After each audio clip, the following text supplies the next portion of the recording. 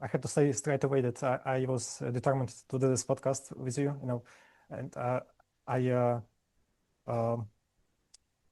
something like this was bound to happen because it's I felt I had no choice to reach out to you and with this suggestion of like let's talk about some of these big ideas and because and I guess like you probably don't like to be praised, but I'm going to praise you anyway. Like your work has had just tremendous impact on the way I look at the world, on the way I like see myself and my view of my interactions with others, and yeah, it's a huge privilege for me to be talking with you today. So Thank you.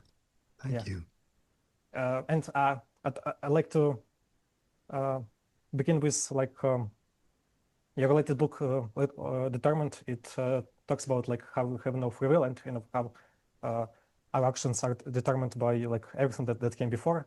And I've seen like all sorts of interviews and like that you've done where people would try and present their like opposing views, right?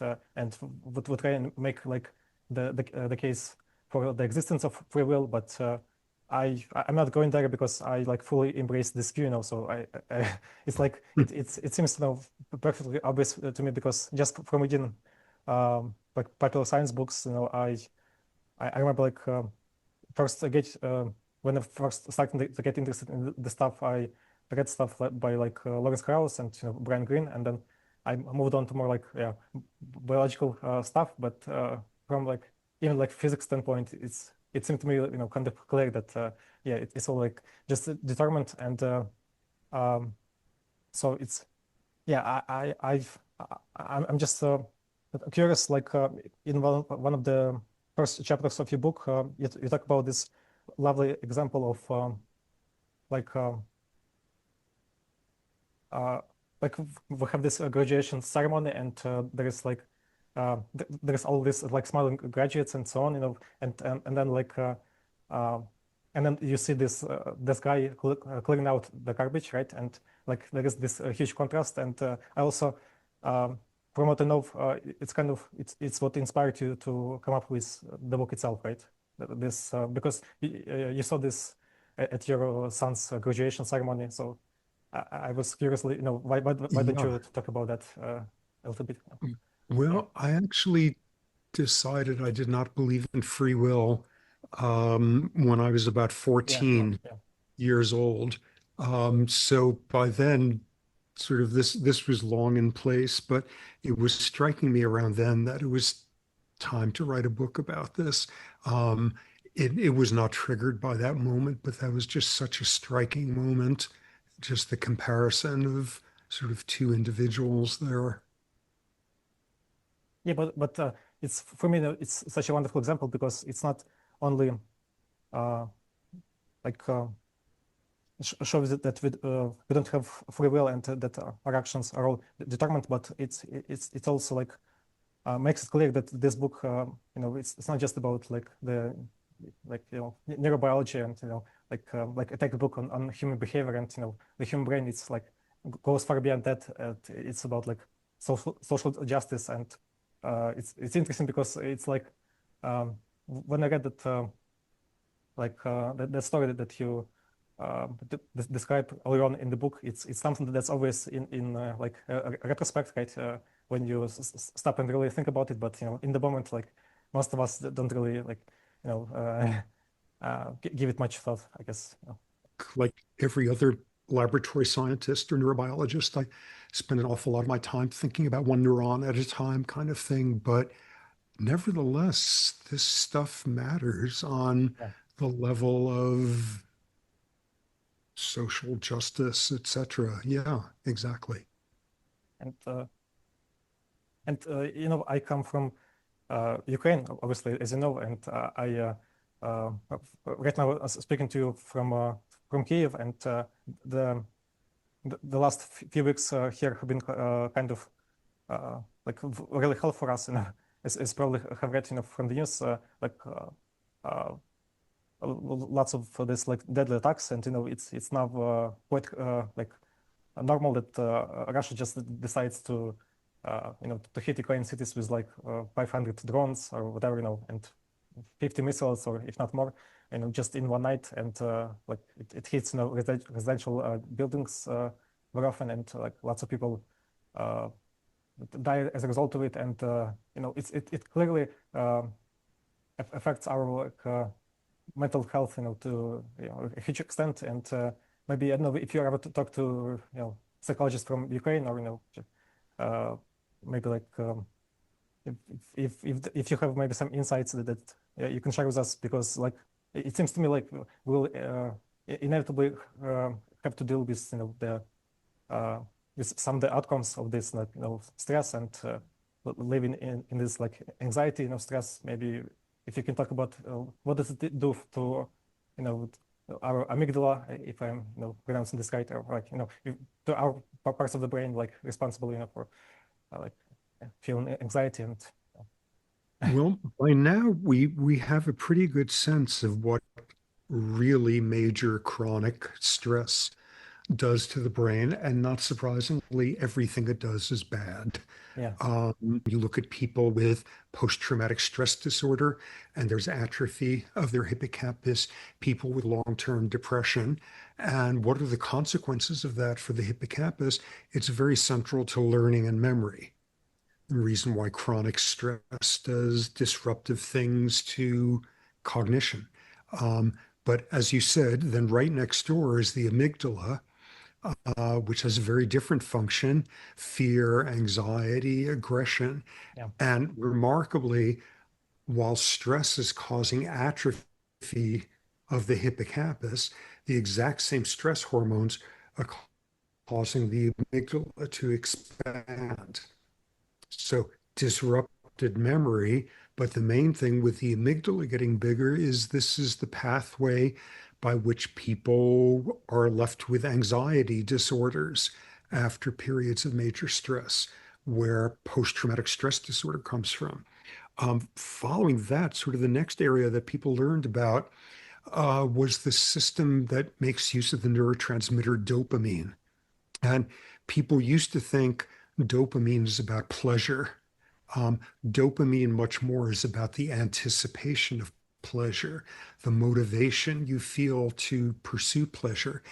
And what is seen is very chronic stress, and the dopamine system there is shut down, is depleted. What are you beginning to describe there? This is why chronic stress puts people much more at risk for depression. The prefrontal cortex, part of the brain, a human specialty. What does it do? Self-discipline, planning for the future, controlling your emotions, keeping you from doing something reckless, an area that people are paying attention. Somewhere in your body, there's something painful. It carries pain information. It tells you how sharp it is, how dull it is. It tells you what it means, what the social context is for the pain. And that's the way it works in every other mammal out there. And what happens with chronic stress, it also stops working as well. And I think what you wind up seeing is during periods of stress, during periods of trauma, people's capacity to feel empathy for other people gets a lot more local, gets a lot more narrow. There are obviously some people in the face of trauma and emergency who do amazing, great things, but on the average, people during periods of stress have less capacity for empathy, have less capacity for generosity. They define who counts as someone similar to them more narrowly than they do the rest of the time. So collectively, it's messing up your memory. It's putting you at risk for an anxiety disorder, for depression. So it's a very grim picture. And there's like this very famous book that Steven Pinker came up with. I'm sure Better Angels of Our Nature, right? And he like it's produced a lot of controversy his work, because it's it would seem silly to Ukrainian if you, for example, would say that that we're living in the best time of history now, that there's now been, so like little violence and so on, and but but it's still, I guess there is something to what he's saying, is that like we've seen these trends, over the course of history, that we notice like things that we previously could not have really imagined possible, but right now, like we have this like amazing examples of societies, like in Scandinavia and so on, and it's and for example, as you also outlined in your book, in one of the chapters we've done before, we also have had like it's a series of revolutions in terms of like how we understand certain kinds of behaviors, right? Like with autism and schizophrenia, and you give many more examples of this. Like, so I'm just curious. I know that you like to say that you're by nature like a total pessimist, but do you like maybe see some like some bright future, not just for Ukrainians, but in terms of like if we do certain things right, we're gonna maybe create a better future for us all. I don't know. Well, I think it depends on whether you look at things 10 years at a time or 100 years at a time. Pinker's book is amazing, monumental, like beautiful, important book. Um, and I think he does make a very convincing argument that in a lot of the world, predominantly the Western, industrialized, more educated world, societies have become more humane. Societies have extended an umbrella of who deserves protection. Um, you know, People are not allowed to beat their spouses to death anymore. Children generally are not worked to death in factories. Um, every country on earth says slavery is a bad thing, even though a lot of the countries have tons of slavery and do nothing about it. But at least, so there's been progress in that regard. Um, where there's been less progress is in terms of technology. Violent, troubled people, they can find each other now on the internet. They connect so that there's more networks of these people. So on one hand, I think the average person has become more humane than 500 years ago. But the people who are terrible have much more technological means to cause damage. Um, Nonetheless, I mean, within the specific picture of Ukraine, you know, I sure as hell would not even begin to guess what's going to happen, and I don't know what people there are thinking the outcome is going to be.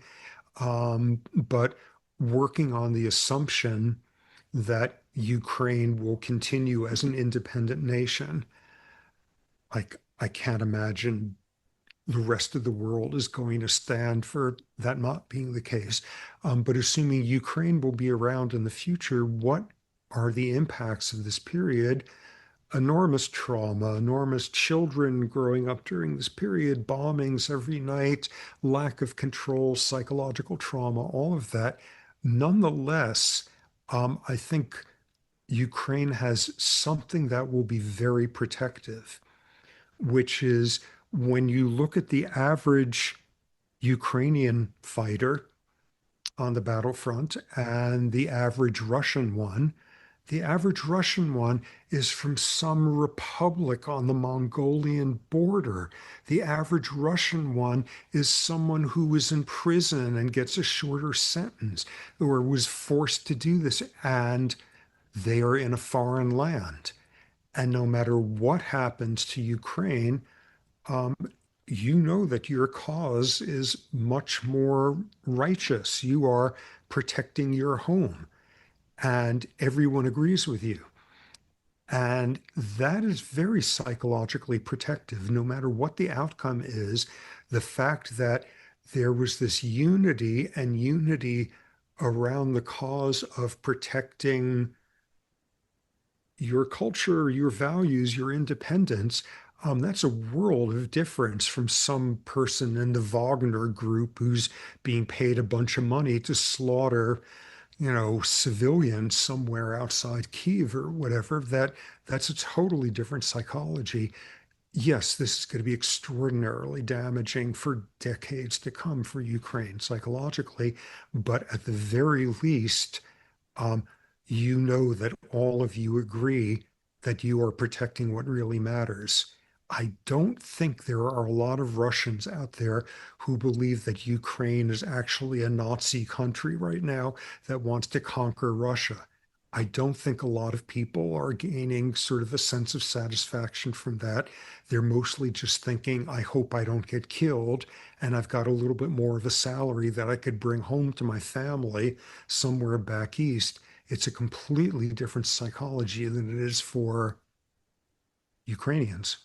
I don't know if it's okay, like to ask this kind of question, but uh, do you remember like what your thoughts were like when the Russian invasion happened like in February 2022? Did it like come as a shock to you, or or you thought to yourself something like this might well happen? Because as you know, it's like the history. It's not like a recent story. That's it's like the history is very long, and like Russia's hatred towards Ukrainians goes like centuries back. Which people in the West never understand, because one of the things about at least a place like the United States, where like a third of the people are immigrants or children of immigrants, is that, the United States is a country you could come to and forget your history. You can be free of that. You can change your name. Your children will have an American name and American accents and all of that. So America has very little respect for history. This is the country where you can get rid of your history. So they're very focused on, okay, how do we make sense of this? Okay, Putin's a bad guy. Let's be really expansive and think Putin's a bad guy and is still upset that the Soviet Union collapsed in 1990. Or like maybe think about World War II and Ukraine had some collaboration with the Nazis in terms of being able to. And like you look at the reality, and like Russians were banning Ukrainian language 2 centuries ago. And this has so little to do with NATO, and it has so little to do with this is just tribalism. And a country that used to be a very, very powerful empire, like the Soviet Union, that has spent the last 30 years being humiliating and collapsed, um, they certainly are willing to think back to the hatreds they've had for 200 years and be motivated by that. And that's something people in the West make no sense of. That, wait, people have been hating each other there longer than you can imagine. It's got nothing to do with Putin and what he's up to, and Zelensky. And this has been going on forever, in the same way that the United States can't make any sense of like what's going on in Kashmir between India and Pakistan. They've been doing that for 1,000 years. And no degree of talking about, okay, so we have to have new boundaries and maybe some international peacekeepers. Like that doesn't make no, your great, great, great, great grandparents were trying to kill my great, great, great, great grandparents, and we still remember. We have holidays where we still talk about how angry we are about it, or how proud we are that we won, or what. And the United States constantly uh, believes that no one else has history either, and thus tries to understand what's going on outside the context of history. Russians, Slavs, different types of Slavs have hated each other forever. This has been going on since, Ivan the Terrible kind of thing. And this is a very ancient, like, crisis that Ukraine has been in. I think for most people in the West, the invasion after World War One and after the Crimean War and after the Hundred Years' War and after, Europe in 1945 finally figured out this is ridiculous. We have to stop having wars every 3 years. Europe had to undergo an amazing transformation, and we have now had, I think, what Pinker called 50, 60 years of the Great Peace. Like, industrialized countries finally learned their lesson after World War II. And then, oh my God, tanks are rolling across a border in Europe again. People thought that would never, ever happen again in Europe. And look at what Russia is doing. And what people also forget along the way is 2014 and Crimea.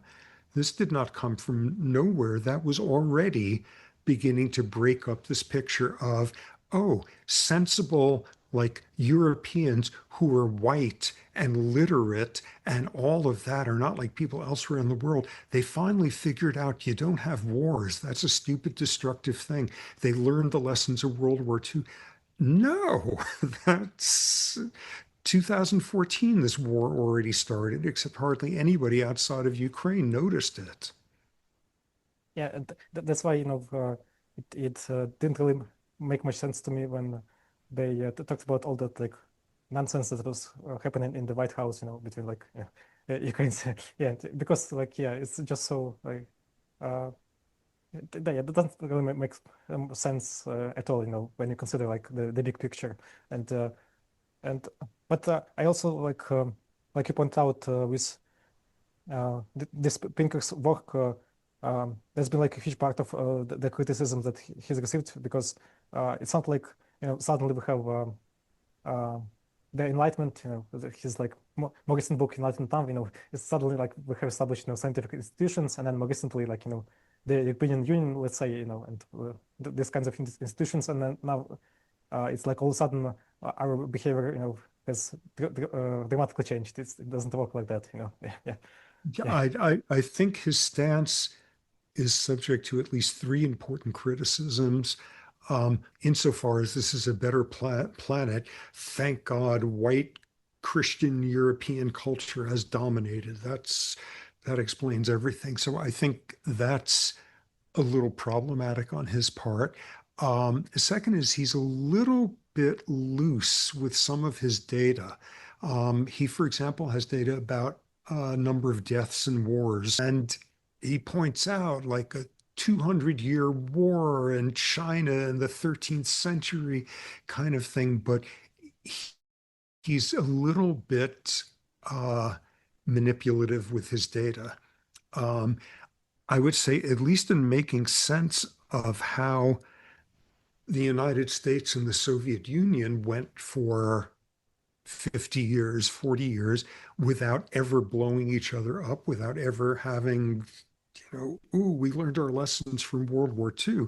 What both the United States and the Soviet Union learned was have somebody else fight your wars for you, and especially have it be people in the developing world. Um, as proxy wars. As part of my research over the years, I've spent a long, long time working in Kenya, and next door was Ethiopia and Somalia. And there was one point early on in the time that I was there, Ethiopia and Somalia were at war, and the Soviet Union was giving weapons to Ethiopia, and the United States was giving weapons to Somalia. And then 8 or 9 years later, the two countries are at war, and the Soviet Union is giving. And yeah, one of the reasons why the West figured out how to be more peaceful in the last part of the century was they decided to have all sorts of developing countries slaughter each other, and we just send them the weapons. And that's, yeah, US and Soviet Union, wow, we lived at peace with each other all those decades. We had the Vietnam War, and we had Cuba, and we had Latin American revolutions, and we had Korea, and yeah, so I think overall Pinker is absolutely correct. But I think he gives too much credit to the Enlightenment, and he's a little bit too narrowly focused on like white people with good table manners, in a sense. And I think he's a little bit myopic about that. Time for like a big question, but it's kind of now moving away from that history politics stuff. But it's just something that I've been really baffled by for years, and I would be happy to hear if you can illuminate, maybe help me with this confusion that I have. Okay, so you spent like spent so much time, so many years studying all this like baboons and like primates and all this like and obviously you know a lot about like how the human brain works, human behavior, and it's like it's amazing to me that we just if you take a human just from maybe a few 100,000 years ago, or say or a million years ago, whatever, and you bring them to the present moment and like show them like what we have established here, they won't really have like the slightest idea, of what it's all about. Like there's like this I'm sure this like term cognitive revolution, like something like has happened to in our species history. How did you go from that kind of species to like the one that's produced like minds like yours, or like Einstein, or like or like it's like you know it's I because I often stop and wonder like what happened that that's allowed us to gain this cognitive powers. Like for example, I know that Richard Dawkins, he makes this argument, and I think it's quite a solid one, but maybe part of the like answer. But he says that maybe with the rise of language, it suddenly allowed us to to like acquire all these like amazing capabilities that like no other animal could have dreamed of, and because we suddenly begin to think much more abstractly, and we're also able to like uh, pass our knowledge to the to the next onto the next generations, and so on, like what we have And to learned. build, Yeah, and to build, yeah. But to build incrementally on it. I mean, something extraordinary. I'm forgetting how, where, when, whatever, but a paleontological site was found from about 30,000 years ago. And it was not of humans, it was of chimpanzees. And the chimps, they were making tools. Wow, they were making the same exact tools that they make now. There's not a mechanism for culturally to have each innovation built on top of each other. So you come back 30,000 years later, theirs is a much more static one. Yeah, language was hugely empowering because it allowed you to not only pass on specific technical, detailed information, but it allows you to make novel combinations of pieces of information and suddenly discover, you put these two things together and it's a very different thing than either alone. Yeah, language was really essential with that. And I think the little that we know about sort of genes that are unique for human language, they underwent a lot of evolutionary selection in the last 60, 70,000 years or so. Very, very aggressive evolutionary changes. This really changed the whole story when language emerged. but maybe it's such a silly question to ask, but how does it even work?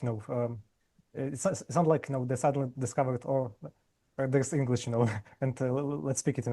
It's is it more like on a continuum that language sort of gradually, yeah, evolved maybe over the course of, dozens of generations. Yeah. Yeah. Yeah. Gradually over time among humans, and gradually comparing humans to other apes, for example. For example, human language is very heavily centered in two areas of the brain, usually in the left hemisphere, something called Wernicke's area, which is where language comprehension mostly occurs, and something called Broca's area, where language production is happening. And you look at them under a microscope, and the cortex is thicker there than in other parts of the cortex, and it's in the left hemisphere, and it's not as elaborate on the right hemisphere. And this is language. And then you look at all the other apes, and those same areas are a little bit thicker than the rest of their cortex. They're already getting the starts of that. They can already do some logical property things that are viewed as the building blocks of language, like transitivity. Um, I don't know if this fits into this and this fits into that, then you know that this will fit into that. Um, that's a very abstract thing in terms of the logical structure of grammar and things that you can embed pieces of meaning, all of that. And you take other apes and they can learn transitivity. They're smart enough to do that. They absolutely understand it, and that's been shown experimentally, not like we can, but yeah, it's a continuum. It's been a very gradual emergence of the ways in which we are very different as opposed to just a little bit different. Okay, so I'd like to ask you also about this idea that you explored in the book Determined, like your latest book about accomplishments, how like we ultimately don't deserve our great lives and like our success and so on, and Oh, uh, or how we have really earned nothing when you uh, really stop and think hard about it. And I I agree, but I'd like to to maybe present a little bit of my thinking on this and maybe see if you can if you maybe can add something to it or if you agree at all. But it's still like great when you, for example, congratulate somebody on what they accomplished because it's like as well, I guess you say it also in your book, as long as it sort of motivates you to work harder and it doesn't like um, like for example the very fact that I'm talking to you right now, I feel proud because I I've been following your work for many years, and plus I didn't speak English from childhood. I had to learn it. So yeah, it's also like something that uh, I like. I guess I became sort of good at it, and but it doesn't mean like I'm not like going around and saying no, I'm intrinsically better than others. For having done so, so for like having this project and so on. Then I'm not better than anyone like I pass on the street. It's just that, yeah, for me, it all comes down to, does it motivate you to try and get better at, whatever it is you're doing, and uh, uh, and maybe somewhere along the way to inspire others, to maybe follow that same route. But yeah, it's In, oth- yeah, yeah. in other words, it's good to use as a tool. Um, and much the same way, it makes no sense if there's no free will for there to be blame or punishment as moral good in and of itself. And much the same way, it makes no sense for praise or reward to be. But both reward, praise, and punishment, blame, are very good tools for changing people's behavior. So that's fine. I mean, if you motivate someone to do a better job by praising them, that's good. If they come out the other end of it thinking they should have a salary 1,000-fold higher than anyone else's, that's not so good. Um, or if they come out thinking that just because they're good at whatever this thing is that they do, that they are more morally worthy of having their needs considered, that's not great either. Um, so yeah, punishment is fine as a tool. The big worry there, as in I talk about in one of the chapters here, the big worry there is that we like to punish. It's pleasurable to punish. It's motivating. Punishment and reward are okay tools. Just don't decide there's any moral value to them whatsoever.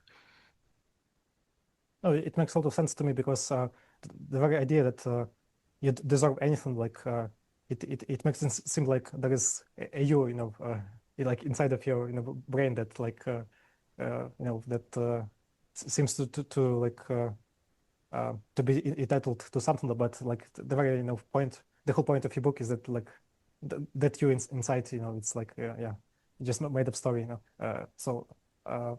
But it's still like it's still good enough to be able to say like, uh, for example, um, under like these circumstances, and maybe uh, when you had some like some challenges you had to overcome, like you still did like very nice job, and like yeah, like just keep going in this manner, and uh, I don't know, but it's also like with this very reductionist view. I don't know what sort of message you give your students if you like if you at all like bring up this like free will thing, like maybe with students at Stanford in conversation with them, like do you ever try and motivate them to like to strive for something and have this play out?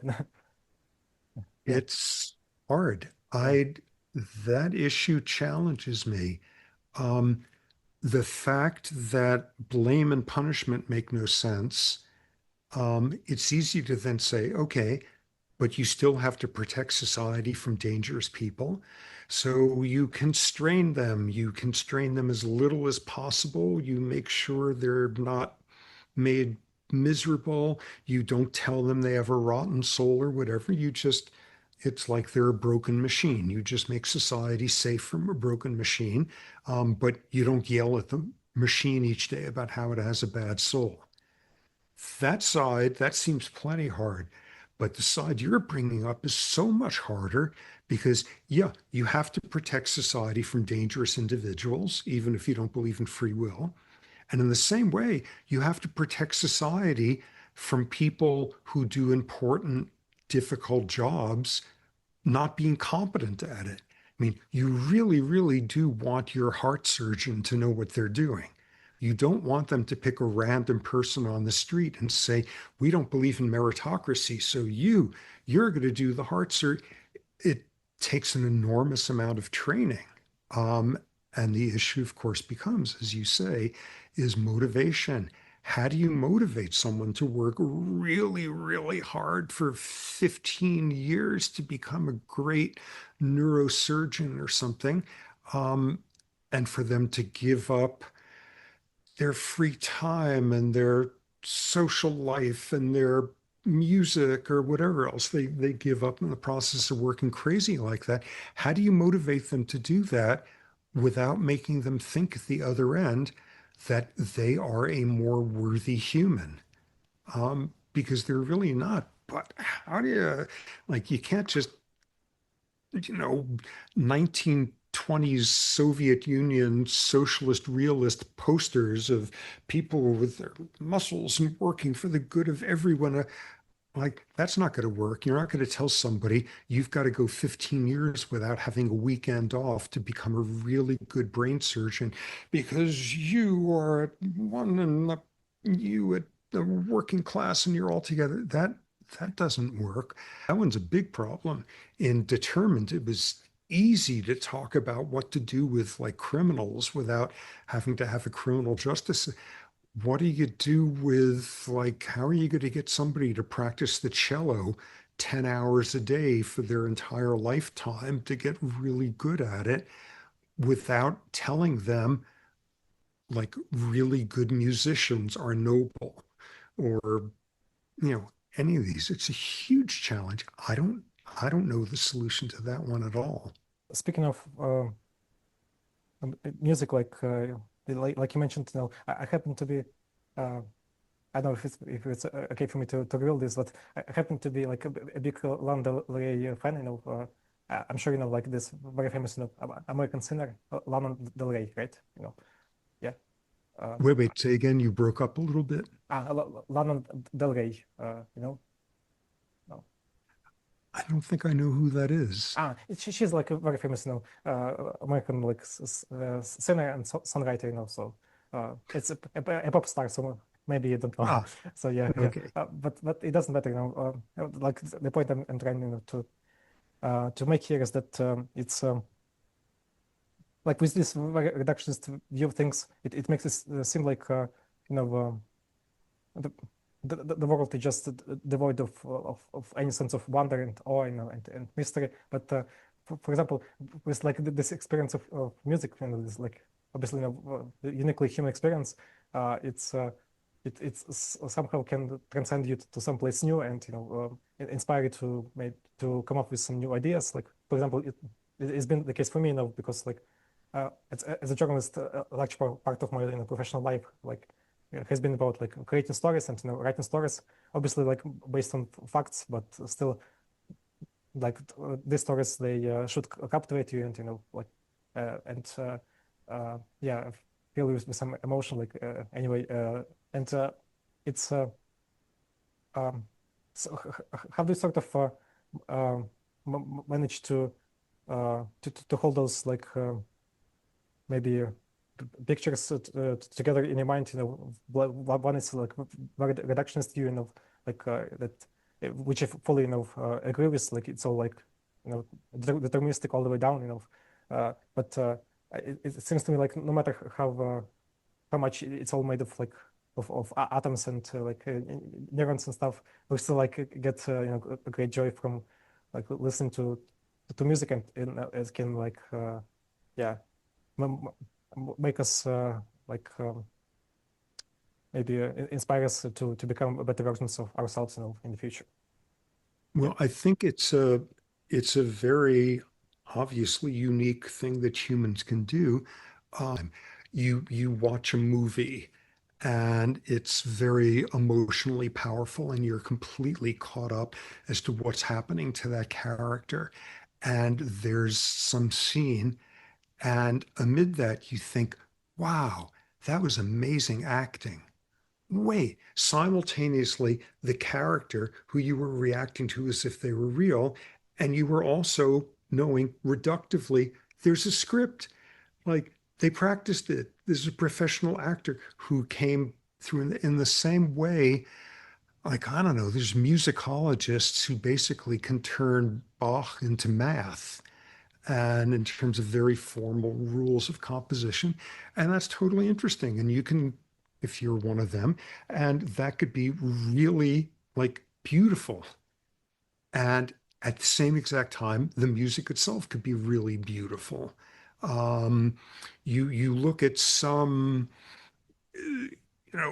giraffe, and it's like the most amazing like thing. You're open mouth that life can produce something like that, and you get to see it. And at the same time, if you're a certain type of biomechanics expert, you understand exactly how big a giraffe heart has to be, and what the tricks are for the blood to go up and not flow backwards, and how you make a giraffe.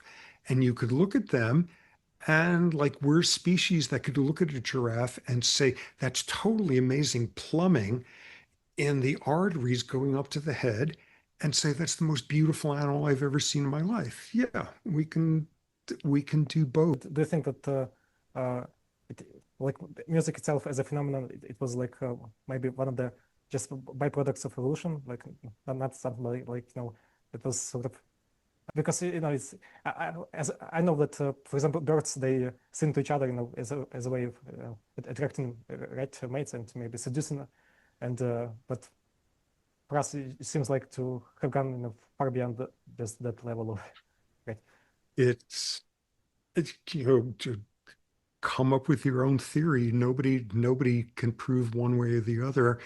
Um, Pinker Pinker has actually spoken a lot about this as to what is music evolutionarily, and he thinks of it. What's the term he's used? Like frosting on a cake. Um, that music, a lot of the arts aesthetics are just frosting that got added on. If you're going to have a brain with 80 billion neurons, that's going to produce all sorts of emergent stuff like culture and hierarchy and economic systems and all of that, that it's going to produce aesthetic stuff also. Not because they were selected for it, but that's something that just pops out of the system that's that complicated. It's just an emergent property that was not selected for. Then you get other people who say, oh, music and especially rhythm has been central to sort of synchronizing emotional states among individuals, and that's clearly been selected for music. And yeah, nobody, it's wonderful to speculate about, but there's no way to prove it one way or the other. Are you able personally to enjoy maybe uh, the like experience of music or any kind of experience like with this view, or you just quickly go back to we're just biological machines, and how does it work for you? Yeah. Because you really can do both. Like, know, you could, love can be both like something that makes life feel like it was all worth it. And at the same time, you can also recognize it's something with the limbic system. And in some species, you get pair bonding more readily, and vasopressin and oxytocin probably have something to do with it. And like, yeah, it operates on both levels. You really don't have to choose. I mean, I can look at my wife and, you know, not only feel like love in a poetic sense, but I can also recognize some evolutionary patterns in mate selection that make sense with us, and they can go on at the same time. That's actually what I meant when I was talking about like with accomplishments and and stuff. It's like for me the same thing there, that you just have a deeper understanding of like what's underlying of your like actions and decisions, but still like the accomplishment itself like feels pretty darn good. Yeah. And I guess it must have been the same for you, like those like so many awards that you have received at the time, they and maybe still now, it must have felt like I really made it. And yeah. Or like if you think about this stuff enough and some of these scientific aspects of behavior, um, or whatever, you can simultaneously, you have a day where you did not get enough sleep and you're stressed and you're hungry or whatever.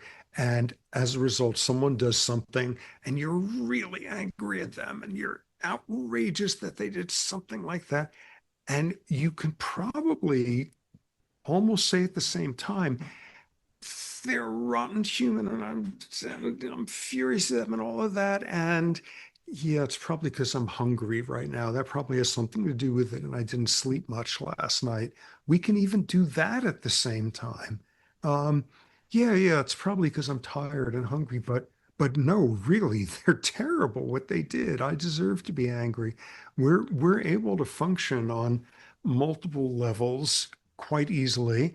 Um, oh, what philosopher Kierkegaard um, said to be a good Christian, which like I don't put anything in that framework, but you have to be able to keep two contradictory thoughts in your head at the same time,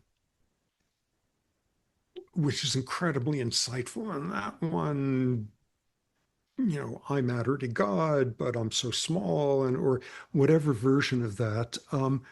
But humans are able to keep two contradictory sets of emotions at the same time. And that explains a lot about us.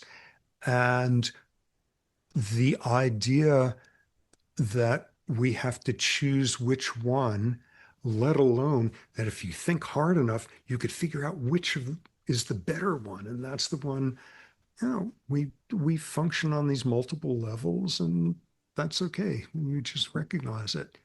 You could be a reductionist and still like rainbows. Do you wish sometimes maybe that people really understood what was going on in your head?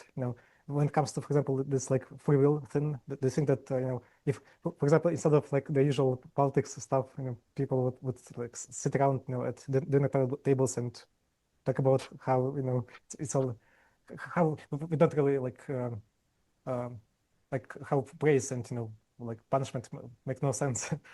It, Yeah. that would be great, of course, of course. And for them to apply those insights into making sense of politics and things of that sort. Yes, absolutely. I wish more people liked science. The United States has spent about 10 years in the era of Donald Trump, having a lot of Americans think that ignorance is something to be proud of. Not functioning on facts is something to be proud of. So yeah, I wouldn't mind a lot more people talking about stuff like that. Let's see, I'm just noting I'm going to have to get off in a couple of minutes. So I don't know if you have a last couple of questions. Okay, so I can't help but ask you this, as a young Ukrainian, like we already have talked about it in the beginning of this conversation. Is there like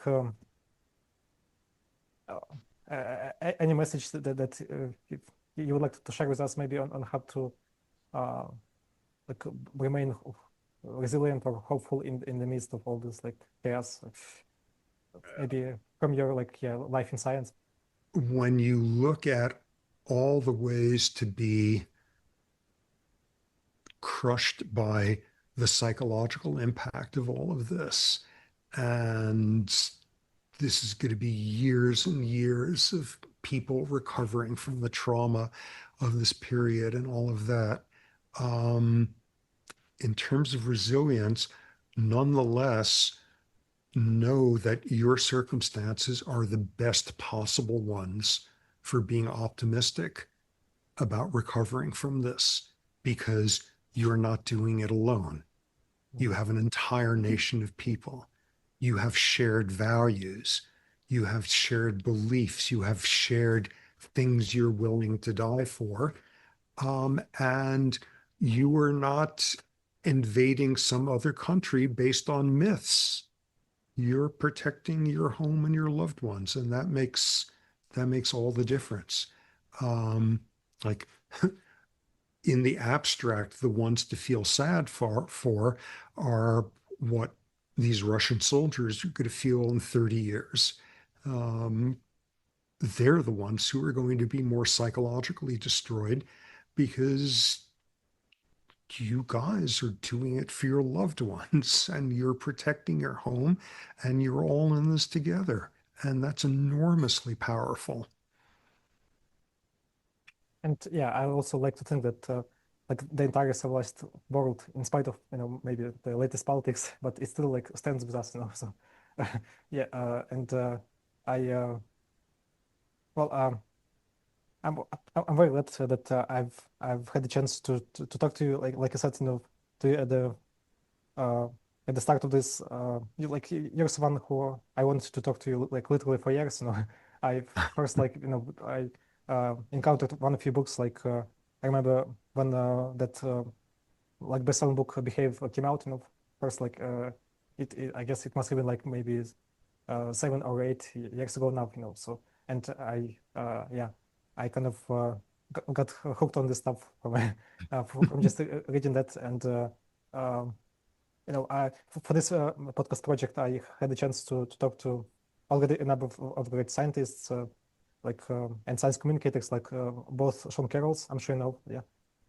There's like two of them, Sean Carroll the physicist and Sean Carroll the biologist, and I also talked with other Frank astrobiologist and like Harry Cliff, and now I'm speaking with you, so it feels to me like I'm on a mission to interview some of the most brilliant minds of our time, and it feels like something that's worth like pursuing. And That's great that you're doing that. These are interesting people to get insights from.